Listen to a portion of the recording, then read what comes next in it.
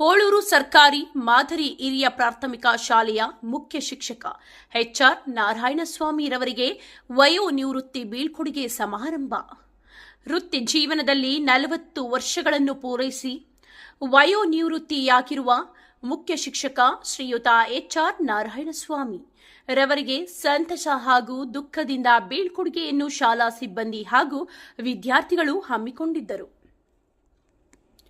ನಾರಾಯಣಸ್ವಾಮಿರವರು ಮಾತನಾಡಿ, ವೃತ್ತಿ ಜೀವನವನ್ನು ಬಂಗಾರಪೇಟೆ ತಾಲೂಕು ಮುಸ್ಟೂರು ಶಾಲೆಯಲ್ಲಿ ಪ್ರಾರಂಭಿಸಿದ್ದು, ನಂತರ ಗೌರಿಬಿದನೂರು ತಾಲೂಕು ಕೋಟಾಲದಿನ್ನಿಯ ಶಾಲೆಯಲ್ಲಿ 3 ವರ್ಷಗಳು ಸೇವೆ ಸಲ್ಲಿಸಿ, ನಂತರ ಶ್ರೀನಿವಾಸಪುರ ತಾಲೂಕಿನ ಚಲ್ದಿಗಾನಹಳ್ಳಿ ಶಾಲೆಯಲ್ಲಿ ಸುದೀರ್ಘವಾಗಿ 30 ವರ್ಷಗಳ ಸೇವೆ ಸಲ್ಲಿಸಿ, ಅಲ್ಲಿಂದ ಬಡ್ತಿ ಹೊಂದಿ ಮುಖ್ಯ ಶಿಕ್ಷಕರಾಗಿ ಸ್ವಗ್ರಾಮ ಹೋಳೂರಿನಲ್ಲಿ 6 ವರ್ಷಗಳಿಂದ ಸೇವೆ ಸಲ್ಲಿಸುತ್ತಿದ್ದು, ಸರ್ಕಾರದ ಆದೇಶದಂತೆ ವಯೋಸಹಜ ನಿವೃತ್ತಿ ಹೊಂದುತ್ತಿರುವುದಾಗಿ ತಿಳಿಸಿದರು.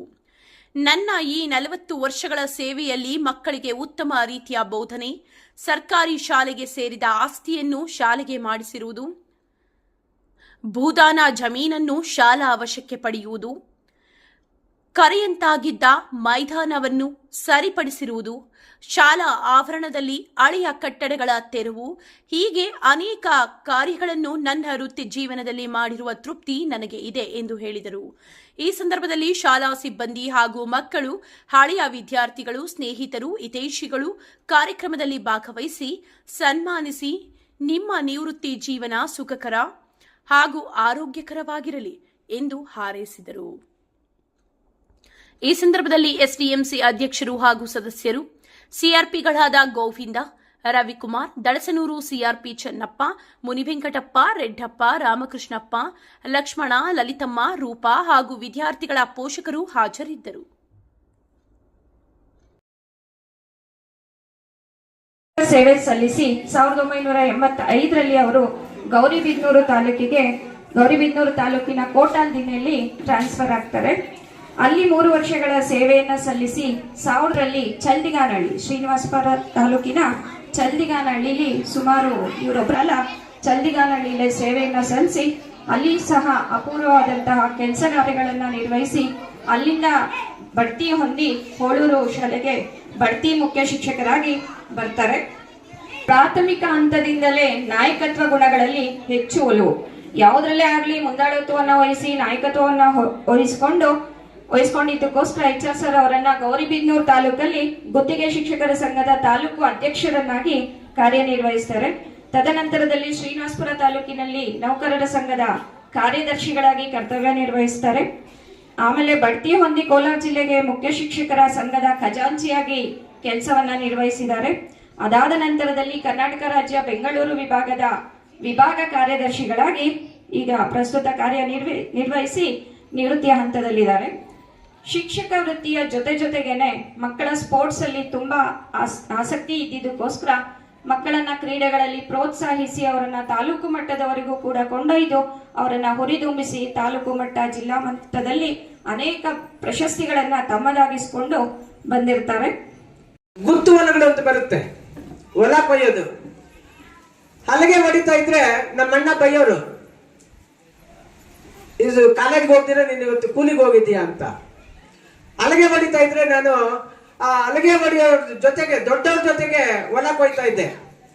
ಆ ಹೊಲ ಕೊಯ್ಯುವಾಗ ಎಲ್ಲರಿಗಿಂತ ಮೊದಲು ಇರಬೇಕು, ಇವ್ ಚಿಕ್ಕವನು, ಇವನಿಂದ ಆಗಲ್ಲ ಅಂತ ಇನ್ನೊಂದ್ಸಲಿ ಯಾರು ಕರೀದೇ ಇರಬಾರ್ದು, ಮೊದಲನೇದಾಗಿ ನನ್ನ ಕರಿಬೇಕು ಅಂತ ನಾನು ಹೊಲ ಕೊಯ್ತಾ ಇದ್ದೆ.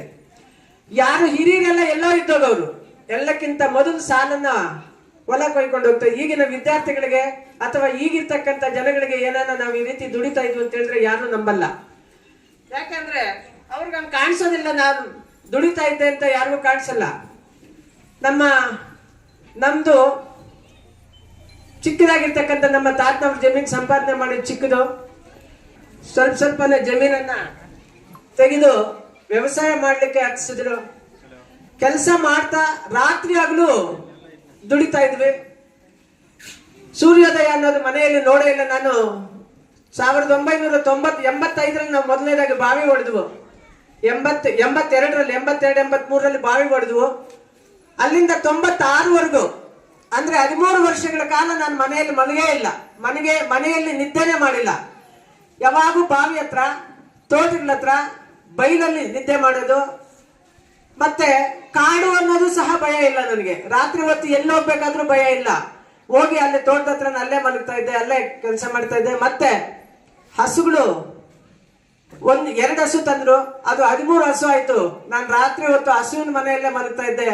ಹಸು ಬೆಳಕಾಗೋಷ್ಟೊತ್ತಿಗೆ 13 ಹಸುಗಳ ಕೆಳಗೆ ಸಗಣಿ ಎತ್ತಿ ಕಸ ಗುಡಿಸಿ ಹಸುಗಳನ್ನ ತೊಳೆದು ಮನೆಯಿಂದ ಯಾರನ್ನ ಒಬ್ರು ಬರೋಷ್ಟೊತ್ತಿಗೆ 1 ಅಥವಾ 2 ಹಸುಗಳಲ್ಲಿ ಹಾಲು ಕರಿತಾ ಇದ್ವಿ. ನಾವು 85-90 ಲೀಟರ್ ಹಾಲು ಹಾಕ್ತಾ ಇದ್ವು ಡೈರಿಗೆ. ಅಷ್ಟು ಕೆಲಸ ಮಾಡಿಕೊಂಡು ಮತ್ತೆ ಆಲೂಗಡ್ಡೆಗೆ ನೀರು ಅಂದ್ರೆ ಚೆನ್ನಪ್ಪ ಅಷ್ಟೇ ಅಲ್ಲ, ಇನ್ನೂ ಸುಮಾರು ವಿದ್ಯಾರ್ಥಿಗಳು ರಾಜ್ಯ ಮಟ್ಟಕ್ಕೆ ಅಥ್ಲೆಟಿಕ್ ಇವೆಂಟ್ಸ್ ಕರ್ಕೊಂಡು ಹೋಗಿದ್ವು. ಚೆನ್ನಪ್ಪ ಅದರಲ್ಲಿ ರಾಷ್ಟ್ರೀಯ ಕ್ರೀಡಾಪಟು ಆಗಿದ್ದು ಒಂದು ಹೆಮ್ಮೆಯ ವಿಚಾರ. ರಾಷ್ಟ್ರ ಮಟ್ಟದ ಕ್ರೀಡಾಪಟು, ಈಗ ದಳಸನೂರಿನಲ್ಲಿ CRP ಆಗಿ ಕೆಲಸ ನಿರ್ವಹಿಸ್ತಾ ಇದ್ದಾರೆ. ಇಂಥ ವಿದ್ಯಾರ್ಥಿಗಳು ಚಂದ್ರಗಾನಹಳ್ಳಿಯಲ್ಲಿ ಬಹಳಷ್ಟು ನನಗೆ ನೆಮ್ಮದಿ ಕೊಡ್ತಕ್ಕಂಥದ್ದು.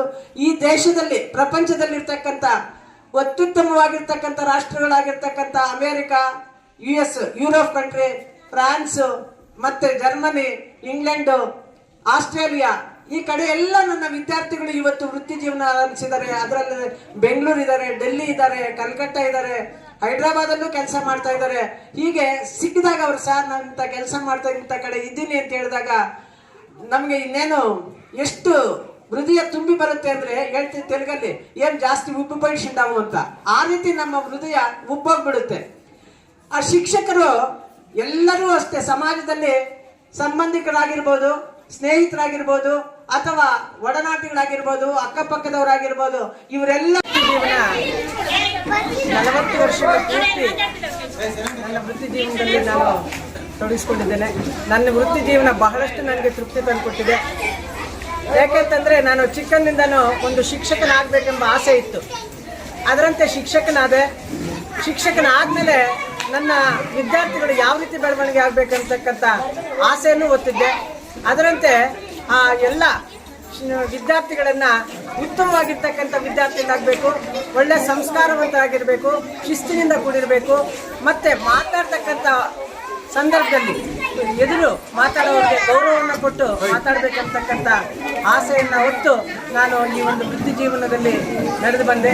ಅದೇ ರೀತಿ ನನ್ನ ವಿದ್ಯಾರ್ಥಿಗಳು ಒಂದು ಸಣ್ಣ ಹಳ್ಳಿಯಲ್ಲಿ, ಅಂದರೆ ನಾನು ಮೊದಲು ಬಂಗಾರಪೇಟೆ ತಾಲೂಕು ಮುಷ್ಟೂರು, ಆನಂತರ ಅಲ್ಲಿಂದ ಗೌರಿಬಿದನೂರು ತಾಲೂಕು ಕೋಟಾಲ್ಬೆಣ್ಣೆ, ಅನಂತರ ಅಲ್ಲಿಂದ ಚಂದ್ರಗಾನಹಳ್ಳಿ ಗ್ರಾಮ ಶ್ರೀನಿವಾಸಪುರ ತಾಲೂಕು, ಅಲ್ಲಿ ಚಂದ್ರಗಾನಹಳ್ಳಿ ಅಲ್ಲಿ 30 ವರ್ಷಗಳು ಪೂರ್ಣ ಸೇವೆಯನ್ನು ಸಲ್ಲಿಸಿ ನಂತರ ನಮ್ಮ ಓಳೂರಿನ ಸ್ವಗ್ರಾಮವಾಗಿರ್ತಕ್ಕಂಥ ಓಳೂರಿಗೆ ಬಂದೆ.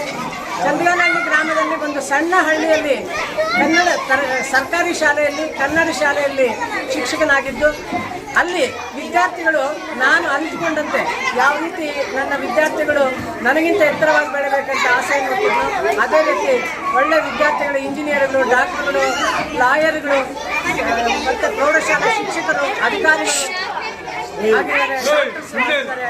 ಹಾಗಾಗಿ ಈ ಒಂದು ವೃತ್ತಿ ಜೀವನ ನನಗೆ ಮತ್ತೆ ನಮ್ಮ ದೇಶದ ಪ್ರಪಂಚದಲ್ಲಿರ್ತಕ್ಕಂಥ ಉತ್ತಮವಾಗಿರ್ತಕ್ಕಂಥ ಎಲ್ಲ ರಾಷ್ಟ್ರಗಳಲ್ಲೂ ನನ್ನ ವಿದ್ಯಾರ್ಥಿಗಳಿದ್ದಾರೆ. ಆಸ್ಟ್ರೇಲಿಯಾ, ಯುರೋಪ್, ಮತ್ತು ಜರ್ಮನ್, ಜಪಾನ್, ಹೈದರಾಬಾದು, ಹೀಗೆ ಎಲ್ಲ ಕಡೆನೂ ನನ್ನ ವಿದ್ಯಾರ್ಥಿಗಳಿದ್ದಾರೆ. ಹಾಗಾಗಿ ಅವರ ಒಂದು ಭವಿಷ್ಯ ತುಂಬ ಚೆನ್ನಾಗಿರ್ತಕ್ಕಂಥ ಶ್ರೇಷ್ಠ ನನ್ನ ವೃತ್ತಿ ಜೀವನ ನನಗೆ ತೃಪ್ತಿ ತಂದುಕೊಟ್ಟಿದೆ. ನನಗೆ 40 ವರ್ಷಗಳಾದರೂ ಸಹ ಈಗಲೂ ಚಾಕ್ಪೀಸನ್ನು ಬಿಟ್ಟಿಲ್ಲ.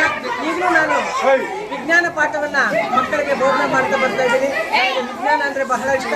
ಹಾಗಾಗಿ ಎಲ್ಲ ವಿದ್ಯಾರ್ಥಿಗಳು ವಿಜ್ಞಾನ ಕ್ಷೇತ್ರದಲ್ಲಿ ಹೆಚ್ಚು ಬೆಳವಣಿಗೆಯಾಗಿದ್ದಾರೆ ಅಂತ ಈ ಸಂದರ್ಭದಲ್ಲಿ ಹೇಳ್ಕೊಳ್ಳೋದಕ್ಕೆ ನನಗೆ ಇಷ್ಟಪಡ್ತೇನೆ. ತೃಪ್ತಿ ಅಂತ ತಂದುಕೊಟ್ಟಿದೆ, ಸಂತೋಷವಾಗಿದೆ. ನಾನು ಆರೋಗ್ಯವಾಗಿ ತುಂಬ ಸಂತೋಷವಾಗಿದೆ. ಮುಂದಿನ ಕಾರ್ಯ ನಮಗೆ ಒಂದು ಜಮೀನಿದೆ. ಆ ಜಮೀನಲ್ಲಿ ಏನಾದರೂ ಒಂದು ಬೆಳೆ ವ್ಯವಸಾಯ ಮಾಡಿಸೋಣ ಅಂತ ಒಂದು. ಇನ್ನೊಂದು ಇನ್ನು ಯಾವ ರೀತಿ ಮುಂದಿನ ಜೀವನ, ಮಕ್ಕಳು, ನನಗೆ 2 ಮಕ್ಕಳು. ಆ ಮಕ್ಕಳು ಒಬ್ಬರು MBA ಪದವಿ ಪಡ್ಕೊಂಡು, ಇನ್ನೊಂದು ಹೆಣ್ಣು ಮಗು BE ಮಾಡಿಕೊಂಡು, ಒಂದು ಮಗು BE ಮಾಡಿರ್ತಕ್ಕಂಥ ಮಗು ಹೊರಕಲ್ ಸಂಸ್ಥೆಯಲ್ಲಿ ಸೇವೆಯನ್ನು ನಿರ್ವಹಿಸ್ತಾರೆ.